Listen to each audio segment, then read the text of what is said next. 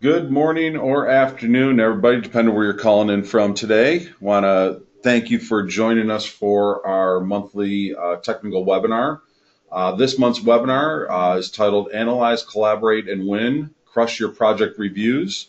We're going to have Daryl Townsend. He's one of our senior project controls consultants here at DR McNatty, and Tom Poland. He's the project planning solutions architect for Deltec. Presenting today. It seems to be a great topic. I've kind of gotten a good overview of it.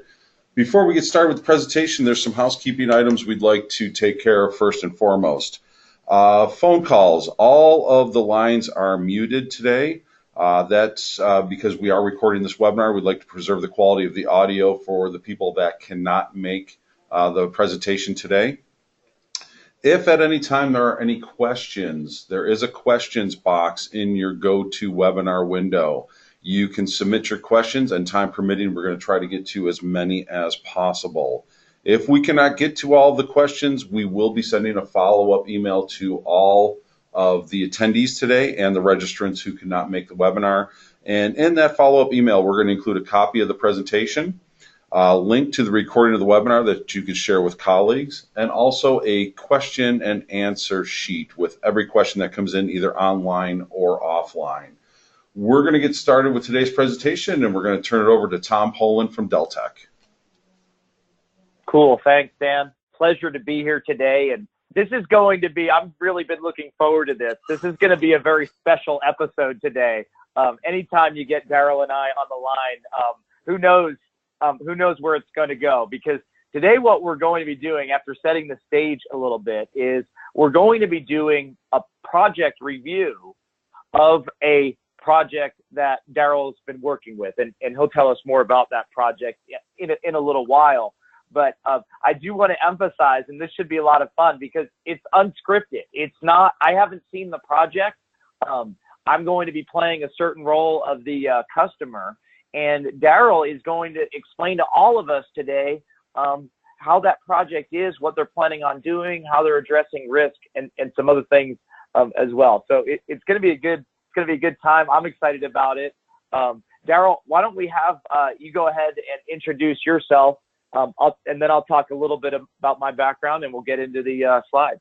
Sure. Thanks, Tom. Thanks, Dan. Daryl Townsend. A project controls consultant here for DR McNatty. So my background actually mostly oil and gas. I am actually in the Houston area, so it would be kind of obvious that the oil and gas market here in this area is where my focus generally is. Been doing scheduling for a long time. I'm actually a mechanical engineer, so I have a little background in the mechanical side as well. So we're going to look today at a project. This actually is a house building project, so it's a little more generic as far as kind of cross disciplines, and most people recognizing schedules for what they are, recognize the components included in building a house. And unfortunately, some on the line may have had to deal with the ugly process of building, or worst case, even remodeling a home. I'm just outside the flood zone from the Harvey incident, but close enough to see a lot of what people are dealing with now, and it's not a pretty picture. Anyway, so I'm looking forward to the conversation, Tom and I, back and forth. Tom sounds a lot better than he did a couple days ago. He sounded a little bit like Darth Vader a couple days ago, so his cold sounds better. Well, the show must go on, and thanks, Daryl. And as I mentioned, my name's Tom Poland. Daryl and I met just a few years ago, but we've both been planners for a long time, just over 20 years for me. I was a software engineer by trade before I got into these planning functions and project reviews and all that good stuff. Daryl, are you seeing the agenda slide now? I just want to make sure my slides are advancing Yes. for the audience. Okay, cool. What we're going to do today is a little bit of past review styles that we've experienced. Daryl, I'll be asking you kind of what you've experienced. I'll talk a little bit about some of the project reviews that I've been involved with and conducted. Daryl's really going to deep dive on this next one, on what he analyzes and what's best practice to analyze as that plan's being developed. talk a little bit towards the end about why non-collaboration fails, and why some of those old school project reviews aren't necessarily the best recipe for success. And we'll talk about the benefits of doing this, the larger benefits. So what if you have a good project review? So what if you have a good process for it and you're excelling at it? What are the tangible and intangible benefits of doing that? A little bit before we begin, this is a planning methodology pioneered here at Deltec. Now, this is also an age-old planning philosophy that we like to bring up on each and every one of our calls when we talk about planning and baselining, and when we talk about the Acumen software, which Daryl will be showing us in a little bit. S1, that's the base. That's the schedule baseline. Some call it the performance measurement baseline that you may already be establishing today using Primavera, Microsoft Project, Open Plan, or some of the other tools out there. One thing you're going to see Daryl do today, just a sneak peek, you're going to see him critique that plan, that house building plan that he's been working on. The critique comes after getting the information down on paper, but it's also an iterative part of the process. So I'll explain that. We're going to touch on risk adjustment today. We could have a real beautiful sunny day schedule for that house build, but if it doesn't take risk into account, it's not going to prove to be a reliable schedule over and over again, which we really want it to be. Touch a little bit less on optimization today. We'll save that for a future webinar, but we will be talking a lot about the S5, team alignment, transparency, keeping everybody on the same page by giving them the right information at the same time so they all know where we are and where we're heading. That's our maturity framework in a nutshell. Sometimes we spend a little more time on this slide, but I just want to set the foundation for what Daryl and I are doing today. We're following a process. We'll play it by the seat of the pants sometimes, but we're following a process here today as we establish this baseline and get the customer and the supplier to buy in on it, move forward with it. That's what it's all about. Now, Daryl, I'll ask you to chime in a moment here, but I'm going to share some of my experience on what I call old school project reviews. I've been reviewed under some of these practices, and I've reviewed others under some of these same practices. A lot of times, 90 days, I was being generous when I said 30 to 90 days after work begins. A lot of times it was 90 to 120 days after work begins, 3 to 4 months.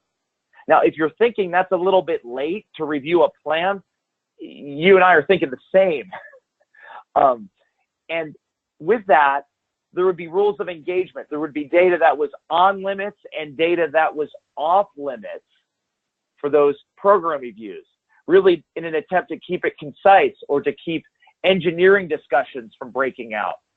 I think back on that and I was like, that's about the best thing that maybe could happen is we come across something in the plan that we do want to take off the rails a little bit, maybe break out into a subgroup and really make sure that everybody's on the same page. I've seen that deliberately ignored or deliberately removed from the rules of engagement of a program review. I've been on a lot of projects where there's been one project review on a 5-year project, 90 days after baseline, and then we communicate very narrowly through a very thin line through email after that. I've also been an expert in internal hired gun to go to different project reviews and just review the data, make sure the schedule and cost tie out, and other semantic aspects of the plan that really don't create a litmus test as to whether or not it's a good plan. It just needed to pass some mathematical standards that I put in place. And similarly, I've had plans reviewed for certain aspects that I didn't think were the most important health measures or integrity checks for a plan, but I needed to pass those tests in order to get the plan certified. So, Daryl, that's a little bit on what I've done and participated in that maybe in hindsight seems suboptimal. Have you, Daryl, kind of underwent some of these same aspects, or maybe there's some others as well where you look back and you say, wait a minute, why were we measuring it this way when it's not really a reliable measure? Yeah, Tom, I do see that happen over and over again where the review happens too late. And then it's either a train wreck or you're trying to herd cats to trying to put everybody back on a plan that may be drastically different than the plan that you might have started out with. The other thing I see when the reviews happen, and we may talk about this later or maybe not, is that these reviews don't always necessarily have the results plowed back into the project itself. So in other words, they maybe go through this exercise to do the review, and in some cases, maybe they're just checking the box to say that, yeah, we did that review, we're good to go now. And maybe in some cases not plowing that result back into the base plan to actually build you a more realistic, robust, actual achievable schedule, as opposed to maybe a deterministic schedule that's got little to no chance of success, and everyone on the project team recognizes it for that. Cool. Yeah, I hear what you're saying. I've heard, different program managers say to me after the review, oh, I'm glad that's out of the way. We can check that box. Mark finish date in the schedule on project review. In other words, as though it were a drawing that just needed a signature and then was ready to go on to the next part of the process, rather than something that should be iterative, we should all take to heart and work together on. And that's really a lot of what we'll be talking about today. So now what we're going to do is we're going to put our roles on for today. And Daryl, I'll turn it back over to you in a second here to talk about you. That's Daryl, everyone, in real life. And today, Daryl is the president and CEO of Daryl Coe, who is the supplier of this home that he's developing. So Daryl, tell us a little bit about your role at Daryl Coe and what your approach towards project reviews, and this one in particular. Sure. Well, I'm a one-man show, so I'm responsible for the whole thing, and it's on my shoulders, so I take it heavily. So this is a house build in what would be considered a typical West Houston building area. In fact, I initially collaborated with actually a custom home builder on this particular schedule, hypothetical at the moment, and they build custom homes. And so we're actually in the process of discussing that conversation around what the schedule needs to include. He has a number of subcontractors engaged that do various pieces and components. One thing, I guess, that would come up now in conversation that maybe didn't come up several months ago when I initially built this schedule is that there's an additional cloudiness, if you will, around this particular area due to the recent Harvey incident, which flooded many homes in the area, hundreds of thousands of homes actually in the area. So there's an additional sensitivity towards some of those things, which is into the risk topic that we'll talk about more a little bit later. But keep that in the back of your mind, if you would, as being one of those risky items potentially in our area, particularly the homes that were built potentially in those flood zones that didn't think they would ever flood and had never flooded in the 70 years that the dam had been there. So I'm going to want to use up-to-date tools, processes. I want to be able to do a real-time review of this schedule. And I want basically to recycle, as Tom was suggesting, that I want to review this schedule on a regular basis and run it through its paces as we're going to do today.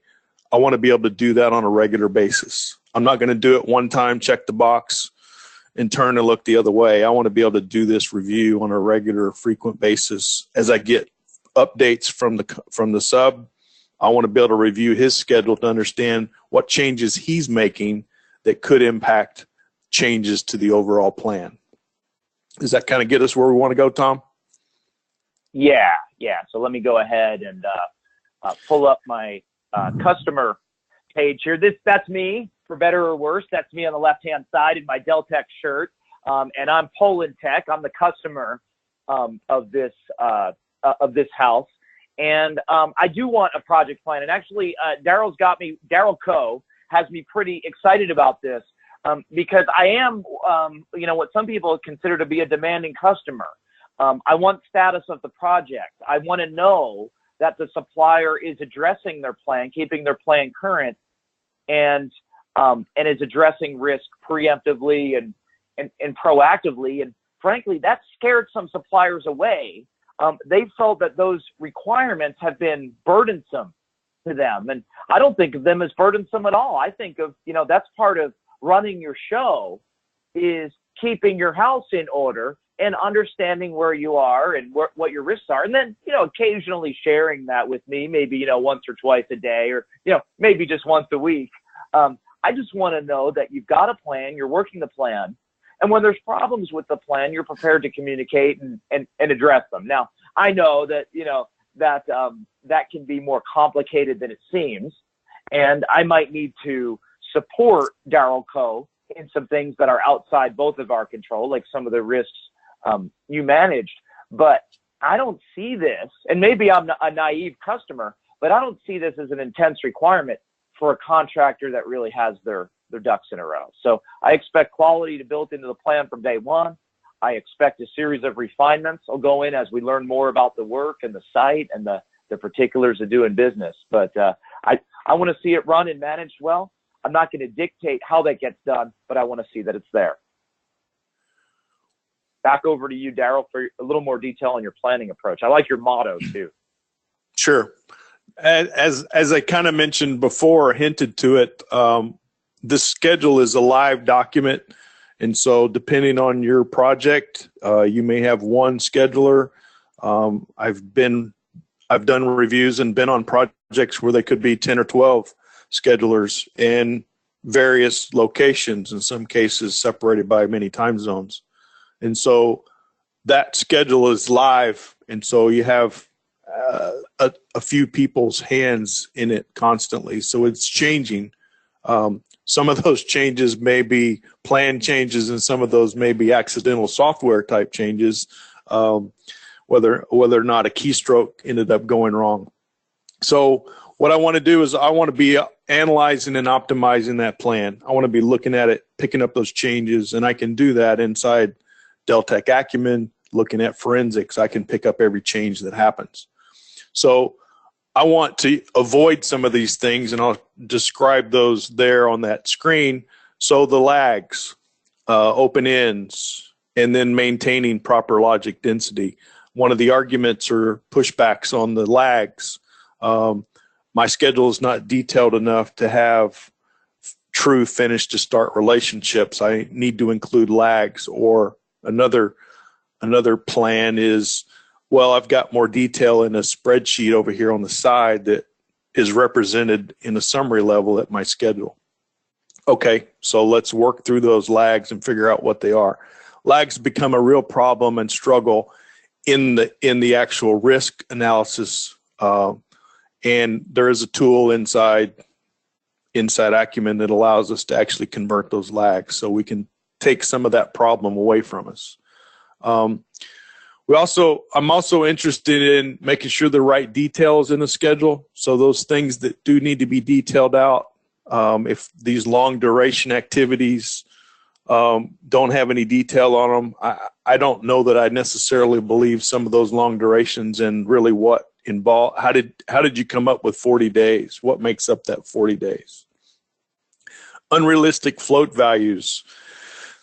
That leads me a couple of places, either open ends, could be some constraints, and you could just have some really wild, especially if you have external relationships come into play.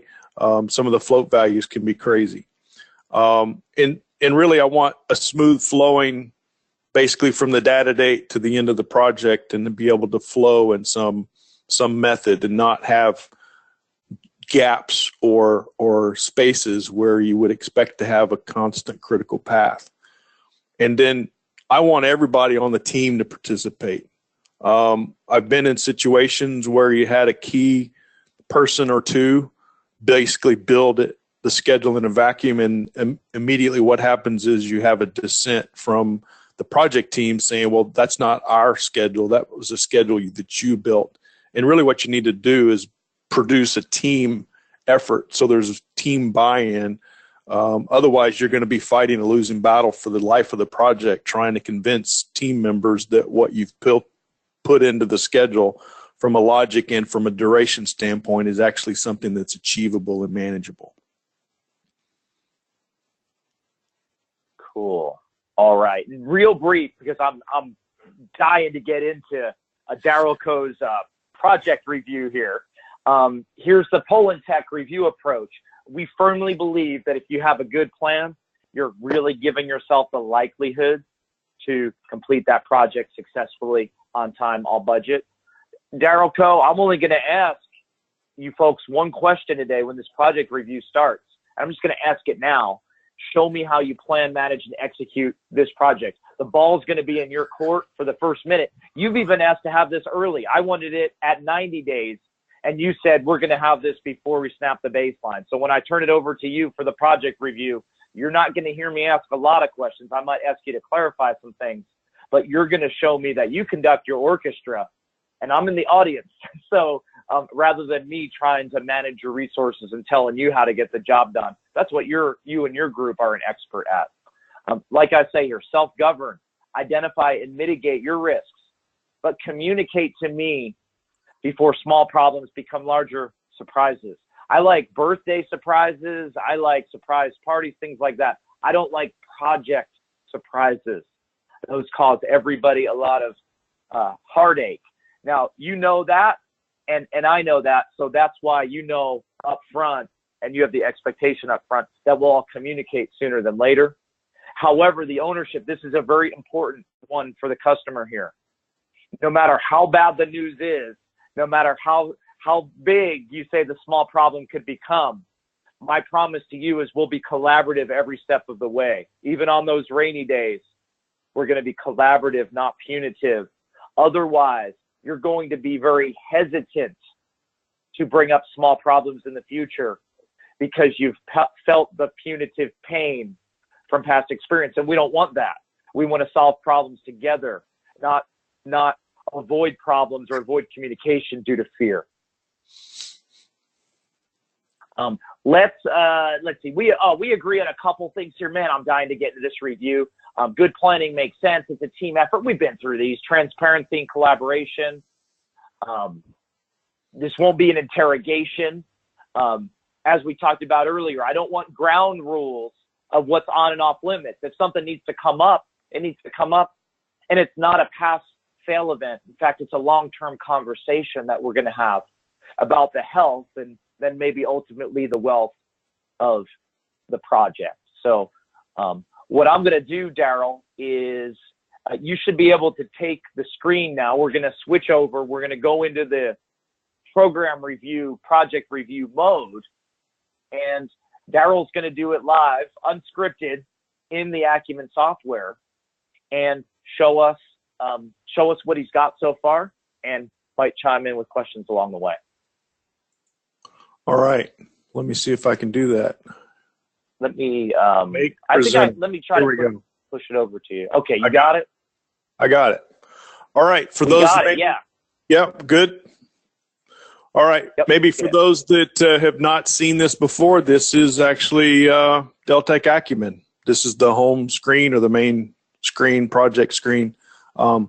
This is actually the newest version coming out in a couple of weeks. So if you see something, if you are in the tool, if you see something that comes across the screen that doesn't look normal, it's because there's some other functionality that might have been added more so than the version you currently are using. So I would encourage you to get the new version when it comes out. It actually is really cool. A couple of things in it that hadn't been there before.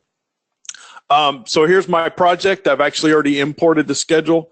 Again, for those that don't know, I can import a Microsoft project file, a P6 file, a Primavera risk file, an Excel file, Asta Power Project, Saffron, Deltec Open Plan, Phoenix. I'm missing something else I know too. Anyway, so I can import a bunch of different things. I've imported this actually as a P6 file. And the 120 there, for those that aren't aware, that's actually the activity count. So there's 120 activities of some type, whether they be normal activities, milestones, level of efforts, whatever. There's 120 of them in this project. So I'm going to jump right over. This actually is a Gantt chart view of the schedule and the project screen. I'm not going to labor the issue here because I'd really like to get into the actual program itself. So I'm going to jump over to the S2. As Tom mentioned at the beginning, is the different S1 through 5 are listed actually at the top of the screen. We're going to jump into the S2 or the diagnostics. This is where all the metrics are inside Acumen Fuse. This is where the horsepower comes in. So across the bottom of the screen, you see all the different tabs. They're actually groupings of metrics. Those groupings of metrics can be modified or changed to suit a particular client or maybe a particular contractor's files. So right now you see a blank screen. I'm going to click the Fuse button. It actually runs through its calculations. In this case, we're actually looking at schedule quality. And these are the metrics that are contained in the schedule quality tab. As you see in this particular project, I've got 15 activities missing logic. I've got 41 critical activities. I have 1 hard constraint, 3 with insufficient detail. I have a number of lags, 11 activities, and I have a number of leads as well. There's a couple of things on here that are unique, I would guess, to Acumen, and that is a logic density, which is the average number of logic links of all the activities that are in the schedule. So you would expect the minimum to be 2.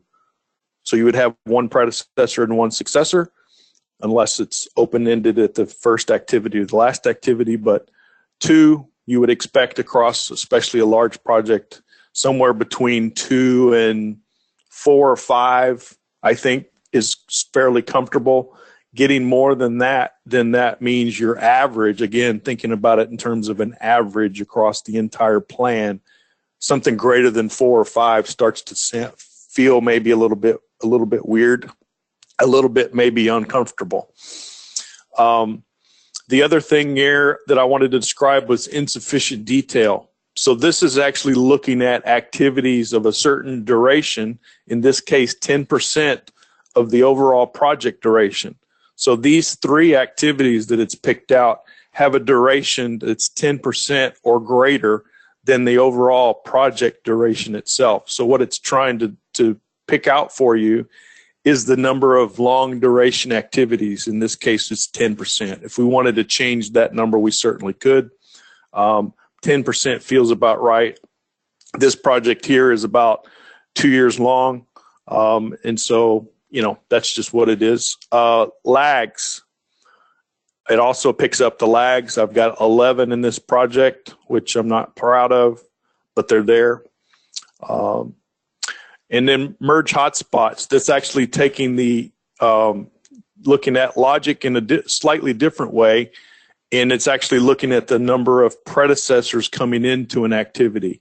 So if they're greater than, or 2 or greater predecessors coming into an activity, it counts those activities for me. So I have 10 activities that have 10 or more.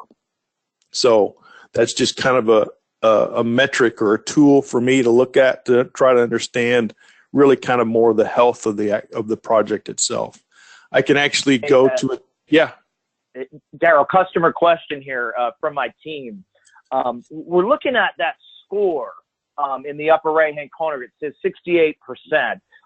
Can you tell me a little bit about that? And, what does that represent? Is that the percent of like the award fee we should give you, or is that something different? Sure. The percent of the award fee is probably what you should give me, 68% of it right up front. Not really. It's actually a composite score, if you will.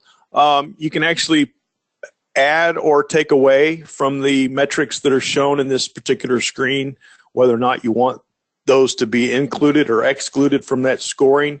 And so for me personally, it's kind of a measurement. I don't get stuck on the actual 68% itself, but it is sort of a guideline, if you will, of leading me to understand if it's a really good schedule or really poor schedule. Now, some of the metrics, the groupings have been structured so that maybe only one or two of these metrics actually play into the actual scoring, and then other metric tabs may include all of those metrics toward that scoring. So it just depends on how they might be weighted. You can weight them differently, and that could certainly be customized for the end user. In some cases, you could even take that score off, because I know in one particular client, the score itself kind of scared some of the subs, and they didn't recognize or understand what that really meant. So we actually hid that score so they wouldn't actually see it. As you see across the bottom of the screen, you're actually looking at it in slightly different ways. So we're looking at the one project, but we're actually looking at it in timeline. So we're looking at it by quarter down in the bottom. And then you also see a score down in the bottom. So if you are paying attention to the score, and as I do, I might look at that overall score across the horizontal and then actually drill down and look at the score vertically by time. In other words, I may find out that things are really good score near the data date, and then as time progresses, the further and further away you get from the data date, which generally has the least amount of detail, those scorings start to go down. In this case, I see one in Q4 of 18, which is actually a higher score than the rest of the project. But typically what I see is most of the scores actually tend to trail or fade off the further you go away from the data date. Good question, Tom. The characteristics is another tab I generally go to. I'll hit the fuse button. So I'm looking now at total activities, milestones, and then I'm looking at the milestone ratio. So I would probably not like to see a 1-for-1 ratio there, milestone to normal activities. Typically it's, maybe 1 in 4, 1 in 5, or maybe even something more than that. I did want to be sure, because it's one of my sticking points, one of my hot button issues, and that is the lags. So lags is one of my pet peeves, if you will. And so this actually is counting the number of activities that have lag. So I have 12 activities that have lag. So I'm not real proud of that. Some of that has to do with the amount of detail that's in the schedule. And some of that's just, in some cases, it's just laziness on someone's part. I do have some leads too where actually are negative lags. So I wanted to start work maybe before something was completely finished. This also gives me an idea of how what that minimum lag or that negative lag is. So I have one in there that's minus 10 days, and then the maximum lag, fortunately, is only 15 days. So I'm not, while the lags are concerning to me, the fact that the longest one of them is only 15 days makes me feel a little better about it overall. If that were 150 days for that lag, then I might feel a lot more concerned about that particular lag. So I'll briefly jump over into the logic tab just for purposes of showing what the breakdown is. I could certainly get this same information from the diagnostics tab if I were looking at the logic. This gives me a different breakdown of the actual activities that would, so in this case, I'm looking at the lags. These are the activities that contain those lags. If I were to look at finish to start, this actually gives me the finish to start activities and actually gives me a count as well as a percentage of those activities in regards to the total. I can also find any redundant open ends, open starts, open finishes as well. And then if I wanted to, I could do a logic trace, say back from the last activity or startup activity, project completion activity, and logic trace backwards to actually find that path that the activities tie together to get me to that final milestone, maybe. You on track? Yeah, keep going. I love that you're checking these things. I like that you initiated this review and you're not pretending to show me a perfect plan at this point. If you did, I'd be skeptical because we're in such an early phase. I'd be surprised that you had everything filled in and perfect at this point in time. You're showing me a score of 68 and it was yellow. That has a certain implication. But if you showed me 100%, I'd be far more concerned than you showing me that this is a work in progress. What you're doing is you're making me more confident that I've selected the right company because you're willing to look inward and even be critical. You mentioned on the lags, you said something along the lines of, I wish I hadn't done this, or I wish I didn't have these. You're building credibility in my eyes because you're showing me that you're not necessarily 100% content with what you have so far. You're doing what a lot of contractors would normally expect me to come in and do. I just don't have time to do that for everybody. I need to make sure that everyone's running on their own. So keep rolling with it. I love that you're showing me the pros and cons of your plan so far. Sure. And then the diagnostics tab, I didn't show it, but I'm actually looking at it in terms of just the actual project itself. I could certainly drill down and actually look at it by particular subcontractor. So what I may tend to see, and I typically do, is you start to see certain patterns by certain contractors doing certain things certain ways.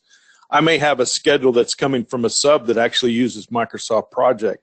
Then I might see certain things, characteristics in that Microsoft Project file that I might not see if somebody were sharing a P6 file. In other words, one of the things I capture is those activities that are in the past that to the left of the data date that might not have actuals. And then I also could have activities that are actually to the right side of the data date or in the future that may actually do have actuals. And if that contractor, that sub is not paying attention to that sort of thing, he could pass that off to me and then I'm going to find it here. So I'm going to be able to capture those events. And the lags could very well be some of that handoff, if you will, between subs, and there's just no good way, or there will become a better way to maybe model that in the schedule. I'm thinking a little bit into the future, but I did want to show you back in the project screen, I mentioned my pet peeve on the lags. So there actually is a tool inside Acumen called Cleanse. And so I can actually take in the cleanse function and actually convert these lags. So you might have remembered that when we looked at the diagnostics a minute ago, there were actually 12 lags. But when I go back to the project screen and look at the cleanse, there's actually 13. The reason for that is, and I've had this very issue related to me and been dealing with it with a client right now.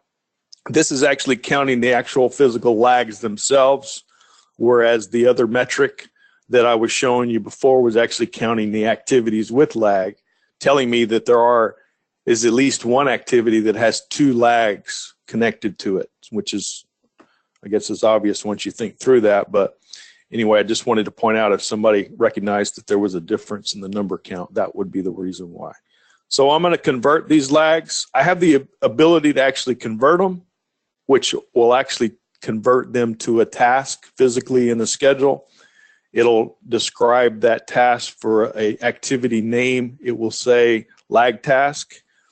And in the activity ID, it will describe what relationship type it was, finish to finish, and then it will also, in that activity ID, have the predecessor and successor IDs in that one number. So you could physically see where it came from, where it's going, what type it was, and it actually puts it in the WBS element of the predecessor. So I'm going to convert these lags that fast, and I just did. And so now you can see if 120 activities has now become 133 activities. Now for grins, and I typically do this, is I will go over to forensics right quick, and then I can actually see the differences between the two projects. And as you might expect, the 13 activities that were in the original plan are now in the scenario, which is the copied file with the lags removed or converted to task. And then you see the descriptions there. There's the actual lag task. And then, as I described earlier, verbally, now you can physically see that there is a finish to start, and there's the predecessor ID, and there's the successor ID. So you get a glance real quickly of where your lags were and the durations of those lags, and now that they're part of your new scenario schedule. All right, so that's going through real quickly. We went through the projects tab, we went through the diagnostics tab, I jumped briefly into the logic tab. Now we've gone into the forensics tab. Now, Tom, you want to discuss briefly in the next 10 minutes or so the risk tab itself? Yeah, I'm going to talk a little bit about risk in a moment. Now, I do have a question for you, though. And I love what I'm seeing, but I'm a little bit skeptical. This seems all a little bit too good to be true.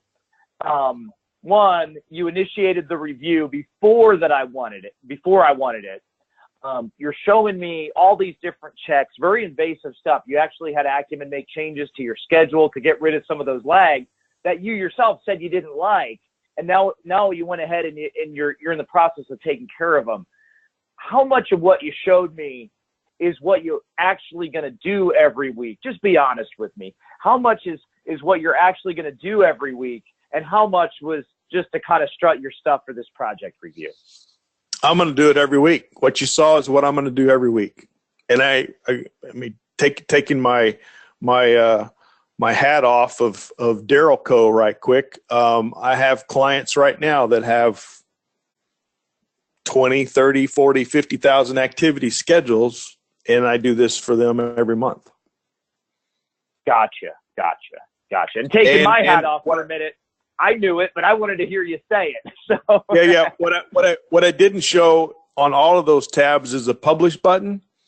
The publish button allows me to actually produce in the projects and diagnostics tab. I can produce an executive report, which I actually provide to my client on a monthly basis as well. And then on the forensic side, I'm actually able to produce either a current report or the current analysis. The current report creates an Excel spreadsheet and creates a separate tab for each one of these checks that it found. The published current analysis will do a Excel spreadsheet of just what you see on the screen here. Once it's in Excel, you can do all sorts of formulas to add and subtract and do all kinds of cool things to your heart's content. I've had to do a few of them myself, dealing with specifically with relationships and the changes in the relationships. And you can actually see the lag duration itself is included in the parentheses there. And so I'm able to actually produce this document really quickly, that fast. And now I've got a spreadsheet that I can then send to my subcontractor and say, here's the problems that I found. You need to address these problems. And then he could address those problems, or he may choose not to. He may tell me he did, and then I can run this report next time he gives me a file, and I can, again, put another column in there for his latest update and see which items he actually fixed versus the ones he didn't. Gotcha. So it's not just you looking at this. You're sharing this with people who maybe don't even have Acumen, some of your subcontractors, so that they can address some of the things that you're seeing. That's right. Okay, cool. I'm going to put my screen back up for just a couple minutes because we've got Acumen over here on the customer side as well. And what we want to do, we know you've got Acumen Risk, and we know that it's very flexible. We want to show you what our expectation is from how you'll be managing risk and how you'll be communicating the risks. By the way, for those out in the wider audience, this would also be a good opportunity. If you've had any questions along the way, or you have any questions you'd like us to try to address at the end, time permitting, use that GoToWebinar control panel questions box. And Dan Beck is going to be reviewing the questions, and he might throw a few our way at the very end. So I just wanted to put in a plug for that. Let me pull up Acumen on my side here. And I pulled up one screen in particular. And Daryl, just to make sure, are you seeing that okay? Are you seeing my risk-driven tornado chart? I see it. Okay. I'm glad you're seeing it, because although I don't impose too many requirements on how to manage and what information I want you looking at, that's up to you. I will expect you, as risks occur, to use this exact chart out of the Acumen software. So for the broader engineering audience in our project review today, let me talk a little bit about this and what it is and why I expect to see this. I expect to see a ranking of your top risks. Now, the software makes this easy to do once you put in the risk register, addressed probability and impact of the risks, and most importantly, once you've mapped these risks over to the schedule that's on the left-hand side. As you know, Daryl Coe, what Acumen's going to do is it's going to run the risk simulation and give you back a list of the risks that jump out as literally the longest bars on the chart or the long poles on the tent. Those are the ones that are going to make us all late if we all don't do something about them. I've got reserves. I've got ways that I can help. I've even got resources, if needed, that can help with certain risks. We can't help with all the risks. We just don't have enough time, money, or resources. But if there's ones that will make us late, if left unchecked, we're all interested in doing our part to make sure those risks are mitigated to the extent that they can be. So what I'll want from you, and I'll want this live in the software, because when you show this to me, I don't want it on a PowerPoint slide, because I'm going to want you to hover the mouse in Acumen over top of the different bars, so that when it says risk 42 is infecting site clearance for 43 days, when you hover the mouse, then I know it's site clearance. If it's just a PowerPoint slide, I need to look down at the legend, and I don't have time for that. I just want it to pop up in real time, because I might be able to help out, or if you need additional funding, we can talk about it right then and there, and then go on to the next one. I won't bother you about these last two. That's about a week or two of total risk. But in this example that I'm using here, we'd have to basically stay on the line until we figured out how we could eradicate the 43-day and the likely 27-day delay from the second risk. So are you on board with that, or do you think you'll have the time, energy, and motivation to produce this information on a weekly or monthly basis? I'll do it, no problem. That's what I thought you might say. It seems like you're really good with the software from what you showed me on the diagnostic side. And as I think I pointed out, we're here in the same software. So you were over here. I've got one of my old projects over here, up here, but you were here on the diagnostic screen earlier.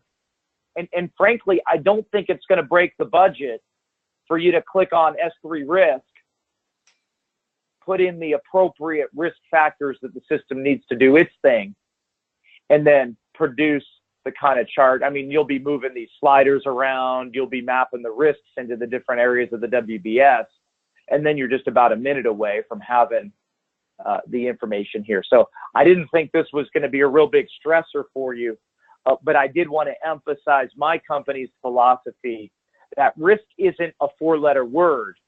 You would be looking at it at the same time as you're updating schedule, as the same time as you're improving and optimizing that schedule. You would update the risk factors. You would look at the reports, and then all I'm asking for is that we brief this collaboratively, because we both own the risks, because we both own the execution of the project. They're not my risks or your risks, they're our risks. So we'll just look at them together. We'll look at them transparently, and we'll see what we can do about it. Yes. Now, Tom, I will say too, the if you go back to that screen just real quick. So yeah. the duration uncertainty, as the project progresses, I will review the remaining activities for duration uncertainty, and I might modify that uncertainty based on what is actually happening in the field. And so if I have a particular issue with one of my construction subs and the durations that are in those activities, I may find out that they're blowing it. Every one of those activities that they're doing is taking longer than they told me it was going to take. I may make adjustments to that sub's uncertainty range such that I try to capture what's really going on in the field. And so what I try to do is true up what's going on. I don't necessarily want to go back in and make changes to my actual plan, but from a risk standpoint, I may make modifications to the ranging of those activities to try to capture some of that performance. Maybe it's performance. It may actually be something other unrelated. It could be something that's weather related. We may have had multiple inches of rain when we planned we would have a half an inch of rain while they're doing site clearance, and find out that everything we have out there is stuck in the mud and we have to wait till it dries out before we can get it out. So those type things. The risk register itself is something also that's reviewed on a regular basis. There could be risk that have actually fallen off the table that I thought were going to be big problems. And then I want to eliminate that from being considered. If it's gone, if it's in the past, it's gone. No reason to keep it in. There could also be additional risk come into play that we hadn't considered when we built this risk register from the get-go as well. So I want to try to capture those things both as they leave in the past to my schedule, as well as things that may be in the future.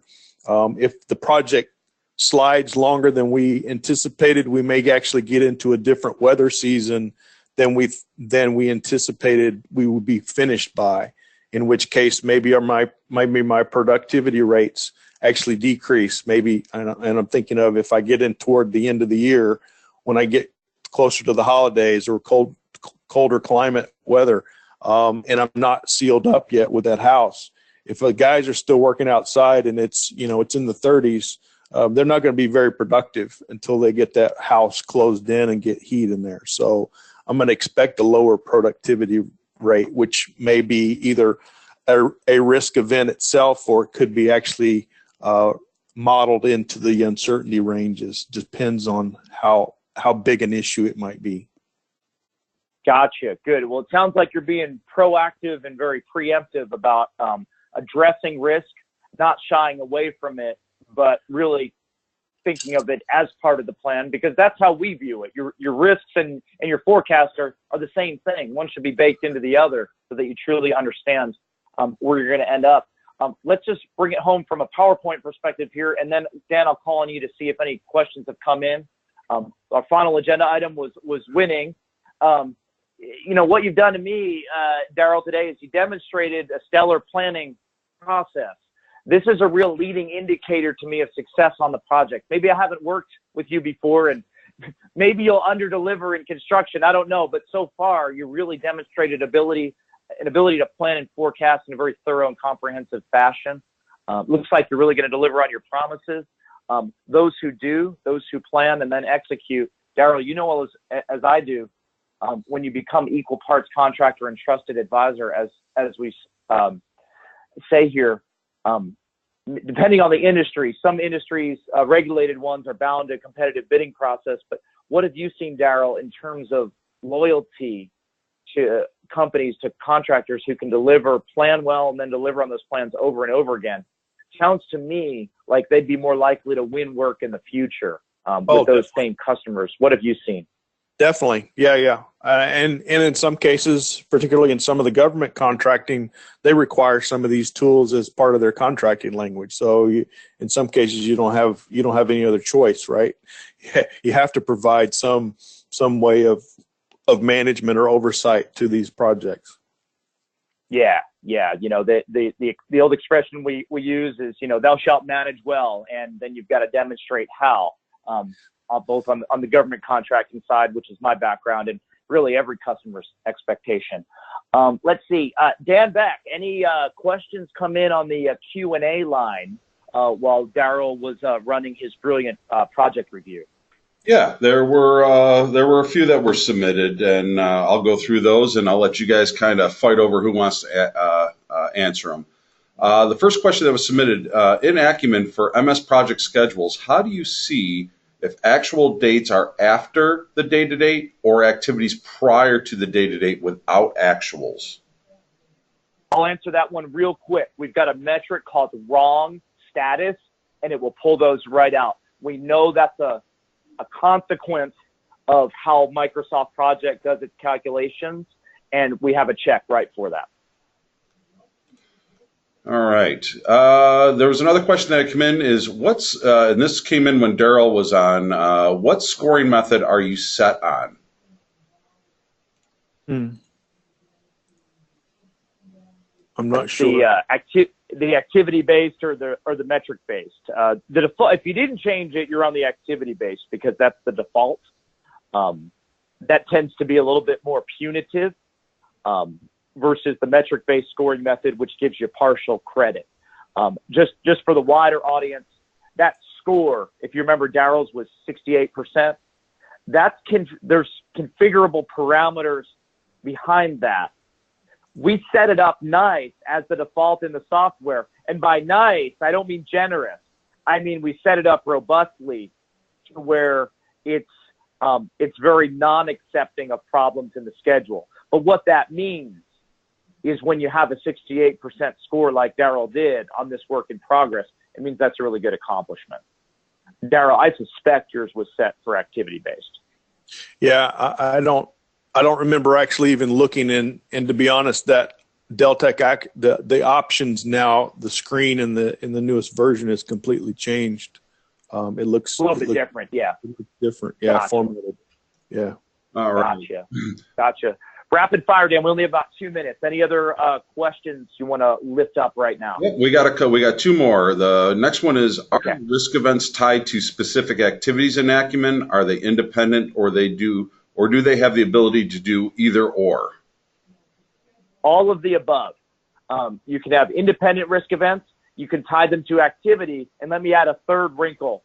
You can tie them to broader level breakdown structures like WBS, or you could assign a risk carte blanche to all activities that fall under a certain code, like location, engineering discipline, and any other of those code fields that you're using in the software as well. They can be higher level, like a weather risk that affects the whole project, or it could be a very granular risk that would just affect a single 10-day activity and everywhere in between. So let me throw in the concept, and actually I didn't read through the questions, Dan, but I could imagine someone may be asking about the risk register itself and where it starts or initiates. You can actually build or start that in Acumen. You do have the ability to import an Excel file. The challenge that I have found in that is the formatting has to be pretty spot on. And it doesn't take much effort, but it does need to be in a format that the Acumen tool actually captures and picks up on. So that's the only caveat I would say on the risk register itself. But it does, once it comes in, it's great. Typically, what I do is I may export out just a format and actually populate my risk register out in Excel and then re-import it back into Acumen. And then it does stay. I didn't mention this at all, but I can save workbooks. And so I could have multiple updates. I have one client that I have a weekly update back to February, and all of those updates are contained in one workbook. And then I can bounce or look at from a forensic standpoint, say one of each of the month ends, and compare them and show you exactly in a report format what's changed basically at the end of each one of those months. Yeah, there's two questions that came in that were pretty similar. One was, where does the risk register come from? Is it from the schedule submitted and summarized in Acumen or developed in Acumen? And the second part of that was, does Acumen risk model pull in, use, or work with the risk register information from P6? We don't do a direct risk register from P6. It would either need to be developed in Acumen, or it would need to be pushed through Excel from P6 to Excel, then into Acumen. That's all the questions that were submitted. Cool. All right. Well, thanks, everybody. Thanks, Daryl. I know we're at the end here. Dan, I'm going to turn it to you to wrap up and talk about some of these upcoming events and then the newsletter as well. So back over to you, Dan. Back. Sure, no problem. For anybody that's going to be in the Houston Woodlands area this coming weekend is the second annual Region 5 AACE Symposium. It's going to be about a day and a half of insight presentations, meet and greet. Actually, Daryl will be there presenting. Tom, unfortunately, won't be, but we will have representatives from Deltec there. And then coming up in a couple months in February, the 57th annual Western Winter Workshop in Wells, California. I've actually been there the last couple of years. It's a great place to meet a lot of people, some really, really good presentations, probably about 300 to 400 people, but that's what we have coming up. And Tom, if you want to go to the next slide, if you want to stay in tune with anything up to date with latest news, events, webinars, software releases, you can go to our website and sign up for the Loop. We put one newsletter out every month with everything to try and keep everybody up to date on what's going on in the project controls world. But I'd like to take a moment just to thank everybody for attending today. Daryl, Tom, thank you for the presentation. I thought it was very informative myself. And, stay in touch, and we will be putting out probably a couple more presentations in the future on Deltec.